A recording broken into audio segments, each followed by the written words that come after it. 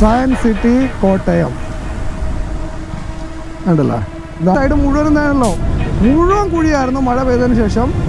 അത് കേരളത്തിലെ എന്ത് മനോഹരമായ റോഡുകളാണ്. ന്യൂയോർക്ക് തോറ്റുപോകും എന്ന് പറയുന്ന ശരിക്കുള്ള ഡയലോഗ് ഇവിടെ പ്രയോഗിക്കാൻ എനിക്ക് തോന്നുന്നു. 80-90 അങ്ങനെയാണോ പോകുന്നത്?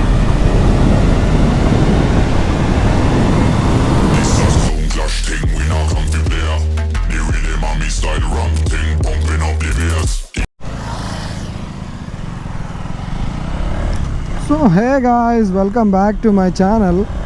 അപ്പോൾ ഇന്ന് ആക്ച്വലി നമ്മുടെ ബന്ധാണ്. സോ വീട്ടിൽ ഇരുന്ന് ബോറടിച്ചുകൊണ്ട് ചുമ്മാ ബൈക്കുമായിട്ടൊന്ന് ഇറങ്ങിയതാണ് കേട്ടോ. വീട്ടിൽ ഇരുന്ന് ആകെപ്പാടെ ബോറടിയായിരുന്നു. അപ്പോൾ ഞാൻ ഓർത്ത് പുറത്തോട്ടൊന്ന് ഇറങ്ങാം, പുറത്തെ കുറച്ച് കാഴ്ചകൾ കാണിക്കാം എന്നൊക്കെ ഓർത്താണ് ഇറങ്ങിയത്. സത്യം പറഞ്ഞാൽ കടയെല്ലാം അടച്ചിട്ടേക്കുക, ഒരു കട പോലും തുറന്നിട്ടില്ല ഐ ഗാസ്. ബട്ട് ഞാൻ ആക്ച്വലി വേറൊരു കാര്യം കൂടെ പറയാൻ വേണ്ടിയിട്ടാണ് ഇപ്പോൾ ഈ വീഡിയോ വന്നത്. കഴിഞ്ഞ ദിവസം ഞാനൊരു വീഡിയോ ചെയ്തായിരുന്നു ഡൽഹി വണ്ടികളുടെ ക്വാളിറ്റിയെക്കുറിച്ച്. അപ്പോൾ ഹോപ്പ്ഫുള്ളി നിങ്ങൾ പലരും കണ്ടു കാണുമെന്ന് വിചാരിക്കുന്നു. ഇനി കണ്ടിട്ടില്ലാത്തവരാണെങ്കിൽ ഡെഫിനറ്റ്ലി ചെക്കൗട്ട് ചെയ്യുക. ആൻഡ് ഇന്നിപ്പോൾ നിലവിൽ വേറൊരു കാര്യമാണ് പറയുന്നത്. സോ നിങ്ങൾ വേണ്ട ഈ വഴിയുടെ ഇടയ്ക്ക് കണ്ടോ ചെറിയ ചെറിയ പാച്ച് അടച്ചേക്കുന്നുണ്ട്. ഇവിടെ കണ്ടോ, ഇവിടെ ഭയങ്കര വലിയൊരു പാച്ചാണ്. And here. സോ കഴിഞ്ഞ ദിവസം ഇവിടെ എൻ്റെ വീടിൻ്റെ അടുത്താണ് നമ്മുടെ സയൻസ് സിറ്റിയുടെ ഉദ്ഘാടനത്തിന് ഇവിടെ വലിയൊരു കുഴിയായിരുന്നു, അതടച്ചു. ഇവിടെ ഇനി വേറൊരു കുഴിയുണ്ട്, അത് ഞാൻ കാണിച്ചിരുന്നുണ്ടോ. അത് ഭയങ്കര വലിയ കുറേ ആയിട്ടുള്ള കുഴികളായിരുന്നു, അതും നിലവിൽ അടച്ചിട്ടുണ്ട്. സോ കഴിഞ്ഞ ദിവസമായിരുന്നു സയൻസ് സിറ്റിയുടെ ഉദ്ഘാടനത്തിന് മുഖ്യൻ വരുന്നത് പ്രമാണിച്ച് മഴയത്ത് വരെ നിന്ന് അടച്ച കുഴികളാണിതൊക്കെ. പക്ഷേ സയൻസ് സിറ്റി കാണാൻ വരുന്ന ആൾക്കാരൊരു കാര്യം ശ്രദ്ധിക്കേണ്ടതെന്ന് വെച്ച് കഴിഞ്ഞാൽ, കുഴി അടച്ചെന്നേ ഉള്ളൂ, പക്ഷെ നല്ലപോലെ ജമ്പിയാണ്. മഴക്കാലമാണ്, ചിലപ്പോൾ ജമ്പ് ചെയ്ത് പിടിച്ചു കഴിഞ്ഞാൽ ചിലപ്പോൾ ബ്രേക്ക് കിട്ടിയൊന്നും വരത്തില്ല. അപ്പോൾ അതുകൊണ്ട് മര്യാദയ്ക്ക് സൂക്ഷിച്ച് വന്നില്ല എങ്കിൽ നല്ല പണിയാവും. സോ സത്യം പറഞ്ഞാൽ ഞാൻ ആലോചിച്ചൊരു കാര്യം, ഇവന്മാർക്ക് മഴയത്ത് നിന്ന് ഈ കുഴിയൊക്കെ നികത്താൻ പറ്റുമെങ്കിൽ എത്രയോ പേര് ഇതിൻ്റെ അകത്ത് ഓൾറെഡി ഈ കുഴിക്കകത്ത് വീണ് ഭയങ്കര പ്രശ്നം ഉണ്ടായേക്കുന്നു. അന്നൊന്നും ഈ ഉത്സവവും കാര്യങ്ങളും കണ്ടില്ല. കറക്റ്റ് മുഖ്യൻ വരുന്ന ദിവസത്തിൻ്റെ തലേ ദിവസം അത്രയും മഴ ഉണ്ടായിട്ട് പോലും നിന്ന് ചെയ്യാൻ ഇവർക്ക് പറ്റുമായിരുന്നു. ഇതുണ്ടല്ലോ ഇതിൻ്റെ നടുക്ക് കുഴി. സോ ഇന്നിപ്പോൾ ഭാരത് ബന്ദ് ആയതുകൊണ്ട് തന്നെ കടകളൊന്നും തന്നെ തുറന്നിട്ടില്ല.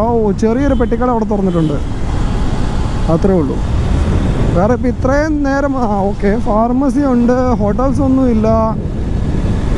ഐ തിങ്ക് നോക്കാം, ആരെങ്കിലും തടയോ ഇല്ലയെന്ന് നമുക്ക് നോക്കാം. എന്തായാലും സ്ഥിരം പെട്രോൾ അടിക്കുന്ന പെട്രോൾ പമ്പ് തുറന്നിട്ടുണ്ട്. അതുപോലെ തന്നെ ഏറെക്കുറെ ആയിട്ടുള്ള ഇവിടെ ഭയങ്കര കുഴികളായിരുന്നു നേരത്തെ, അത് മൊത്തം എന്തായാലും അടച്ചു കേട്ടോ. പിന്നെ മെഡിക്കൽ സ്റ്റോറും കാര്യങ്ങളൊക്കെ തുറന്നിട്ടുണ്ട്, അല്ലാതെ വേറെ ഒന്നും തുറന്നിട്ടോ എടുത്തിട്ടോ ഒന്നുമില്ല. ആൻഡ് ഞാൻ നേരത്തെ പറഞ്ഞല്ലോ ഇവിടെ അടുത്താണ് സയൻസ് സിറ്റി. ഞാൻ നിങ്ങൾക്ക് സയൻസ് സിറ്റിയുടെ ഒരു ഫ്രണ്ട് വ്യൂ കാണിച്ചു തരാം കേട്ടോ. ഏകദേശം ഒരു 10-20 വർഷം മുമ്പാണ് ഇപ്പോൾ വരും എന്ന് മറ്റേ പുലി വരും എന്ന് പറയുന്ന പോലെ ഈ പരിപാടി വന്നത്. ആൻഡ് ഫൈനലി 2025 ആയപ്പോഴത്തേക്ക് അത് ഓപ്പൺ ആയിട്ടുണ്ട്. ആൻഡ് ഇത് കണ്ടല്ലേ, ഇവിടെയൊക്കെ മൊത്തം കുഴിയായിരുന്നു കേട്ടോ. ഇവിടെയൊക്കെ ഭയങ്കര കുഴിയായിരുന്നു. ഈ പുതിയതായിട്ട് ചെയ്തേക്കുന്ന എല്ലായിടത്തും ഭയങ്കര കുഴിയായിരുന്നു. ആൻഡ് ഇവിടെ ഞാൻ ലാസ്റ്റ് ടൈം ഇവിടെ വന്നപ്പോൾ ഈ കുഴിയിലൊരു പുള്ളി വീണിട്ട്, ഇത് ഭയങ്കര വലിയ കുഴിയായിരുന്നു, ആ ഒരു പുള്ളി വീണിട്ട് ഞാനാണ് എണീപ്പിച്ചത്. ഇതാണ് സയൻസ് സിറ്റി. ഇതാണ് സയൻസ് സിറ്റി എന്ന് പറഞ്ഞ് ഭയങ്കര ഗിമിക്ക് ഉണ്ടാക്കിയത്. ഇതിൻ്റെ ഈ ഗേറ്റ് അല്ല, അപ്പുറത്ത് വേറെ ഗേറ്റ് ഉണ്ടെന്ന് തോന്നുന്നു. ഇതാണ് ഇതിൻ്റെ മെയിൻ ഗേറ്റ് എന്ന് തോന്നുന്നു, അത് അപ്പുറത്തുണ്ടെന്ന് തോന്നുന്നു. Let me check. അപ്പുറത്ത് വേറെ ഗേറ്റ് ഉണ്ടാവാനാണ് എനിക്ക് ചാൻസസ് കൂടുതൽ. ഉണ്ടല്ലേ, ഇവിടെ എല്ലാ കുഴികളും നല്ല വൃത്തിയായിട്ട് അടച്ചിട്ടുണ്ട്.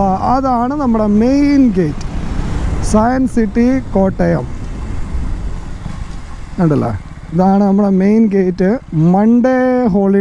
മൺഡേ അപ്പോൾ ഇല്ല.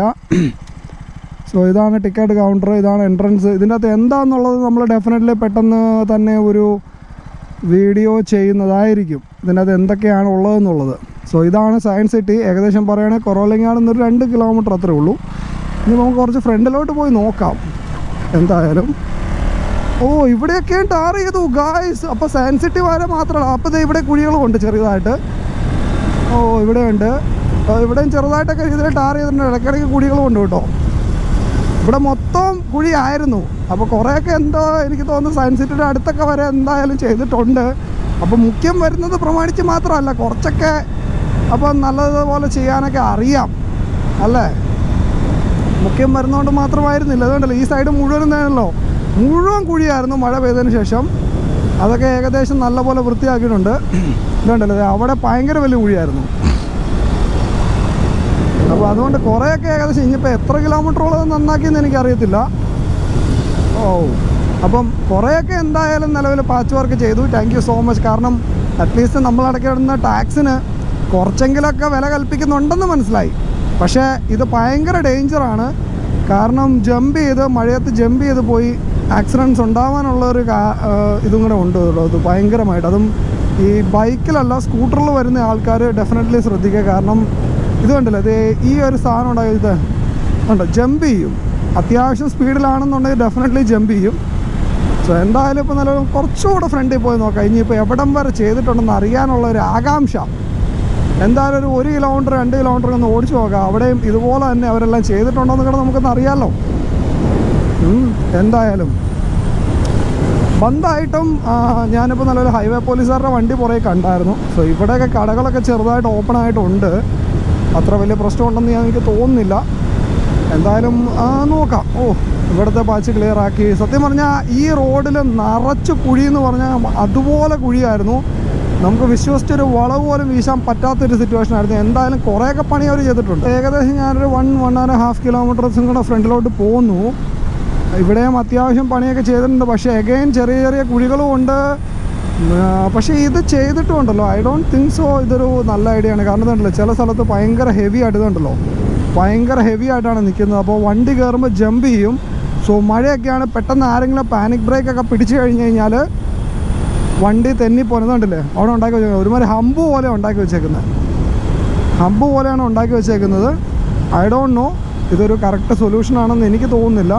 സോ ഞാനിപ്പോൾ ആക്ച്വലി മോനിപ്പള്ളി വരെ ഉണ്ടോ, അവിടെയും കണ്ടോ ഭയങ്കര ഹൈറ്റ് കൂടുതൽ പോലെ എനിക്ക് തോന്നുന്നത്.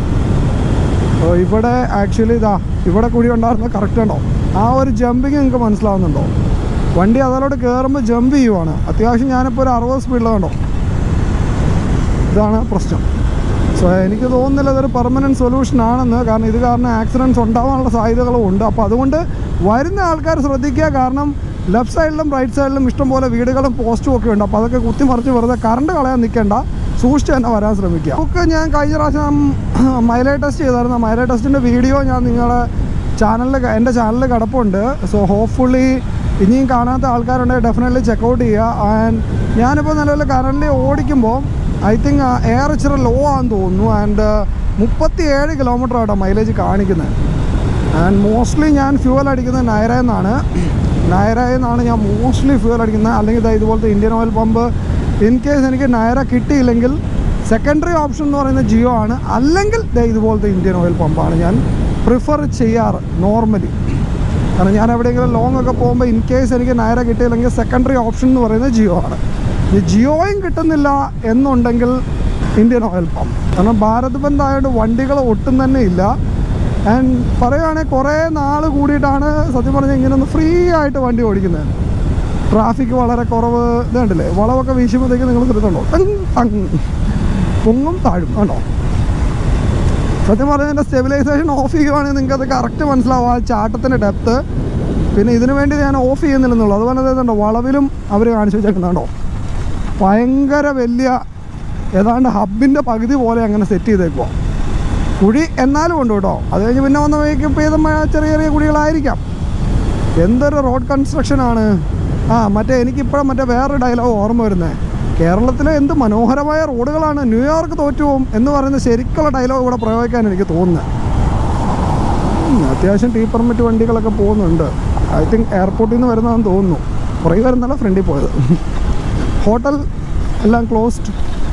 ചെറിയ കടകളൊക്കെ ഓപ്പൺ ആട്ടോ. കേരളത്തിലെ വളരെയധികം നല്ല അടിപൊളി റോഡുകളാണ് ഇതൊക്കെ. നിങ്ങളത് കണ്ട് പഠിക്കണം കണ്ടോ. വേറെ എവിടെ ഇതുപോലെ നല്ല റോഡുകൾ കിട്ടത്തില്ല. നിങ്ങൾക്ക് ലൈവായിട്ട് തീം പാർക്കിൽ പോകേണ്ട ആവശ്യം വരത്തില്ല. നിങ്ങൾക്ക് ഇനി ജമ്പ് ചെയ്യണോ, ഇതിലേക്കടെ ഇച്ചിരി സ്പീഡിൽ ഓടിച്ചാൽ തന്നെ ജമ്പായിക്കോളും കണ്ടോ. എന്താ സുഖം. സസ്പെൻഷനൊക്കെ നല്ലപോലെ ടെസ്റ്റ് ചെയ്യാൻ പറ്റുന്ന വഴികളാണ്. അപ്പോൾ നിങ്ങൾ സെക്കൻഡ് ഹാൻഡ് വണ്ടികളൊക്കെ എടുക്കുന്നുണ്ടെങ്കിൽ ഈ വഴിയൊക്കെ ഡെഫിനറ്റായിട്ട് പറയാം. അപ്പോൾ സസ്പെൻഷൻ എന്തെങ്കിലുമൊക്കെ കംപ്ലയിൻ്റ് ഉണ്ടെങ്കിൽ പെട്ടെന്ന് മനസ്സിലാക്കാൻ പറ്റും. വീട്ടിലോട്ട് പോവാണ്. സോ കടകളോ കാര്യങ്ങളോ ഒന്നുമില്ല.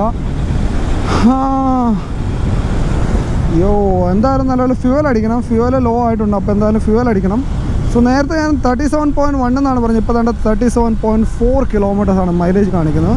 സോ ഇതൊരു കോൺസ്റ്റൻറ്റ് സ്പീഡിൽ പോവുകയാണെന്നുണ്ടെങ്കിൽ നല്ല മൈലേജ് കിട്ടും. നിങ്ങൾ നല്ല പോലെ എന്താ പറയുക റേവ് അതല്ല റേസ് ചെയ്ത് അങ്ങനെ പോവുകയാണെങ്കിൽ മൈലേജ് കിട്ടത്തില്ല. പക്ഷേ ഒരു കോൺസ്റ്റൻറ്റ് സ്പീഡിൽ പോയി കഴിഞ്ഞാൽ നല്ല പോലെ മൈലേജ് കിട്ടുന്ന ഒരു മുതൽ തന്നെയാണ് ഇത്. സോ ഇതിൻ്റെ ഡീറ്റെയിൽ ആയിട്ടുള്ള ഞാൻ മറ്റേ മൈലേജ് ടെസ്റ്റ് വീഡിയോ നമ്മുടെ ചാനലിലുണ്ട്. സോ ഡെഫിനറ്റ്ലി ചെക്കൗട്ട് ചെയ്ത് നോക്കുക, നിങ്ങൾക്കപ്പോൾ മനസ്സിലാക്കാവുന്നതാണ്. ആൻഡ് അങ്ങനെ നമ്മൾ തിരിച്ച് നമ്മൾ എൻ്റെ സയൻസ് സിറ്റി എത്തി. Science city Kottayam. ഓ ഓ ഓ ഇവിടെയൊക്കെ കുണ്ടും കുടിയായിരുന്നു, ഭയങ്കര കുടി എന്ന് പറഞ്ഞാൽ ഭയങ്കര കുടിയായിരുന്നു. അപ്പോൾ ഇന്ന് എന്തായാലും ഐ തിങ്ക് അവധിയാണെന്ന് തോന്നുന്നു. എന്തായാലും നമുക്ക് നാളെയോ നാളത്തെ കഴിഞ്ഞോ വന്ന് എന്തായാലും സയൻസ് സിറ്റിയുടെ അകമൊക്കെ ഒന്ന് നിങ്ങളെ കാണിക്കാം. ഇപ്പം നിലവിൽ എന്തായാലും നേരെ വീട്ടിലോട്ട് പോവാണ്. Let's see. സമയം ഇപ്പോൾ 12:03 കേട്ടോ. സോ ഇതൊരു പുതിയതായിട്ട് തുടങ്ങിയൊരു കഫേ ആണ്. ഇതെന്തോ ഓപ്പൺ ആണോ എന്ന് എനിക്ക് അല്ല, ക്ലോസ്ഡാണ്. ക്ലോസ്ഡ് എന്ന് പറഞ്ഞ് ബോർഡ് എഴുതി വെച്ചിട്ടുണ്ട്.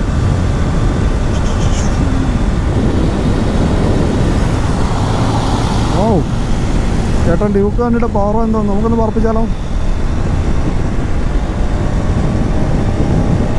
80-90 പോകുന്നത്.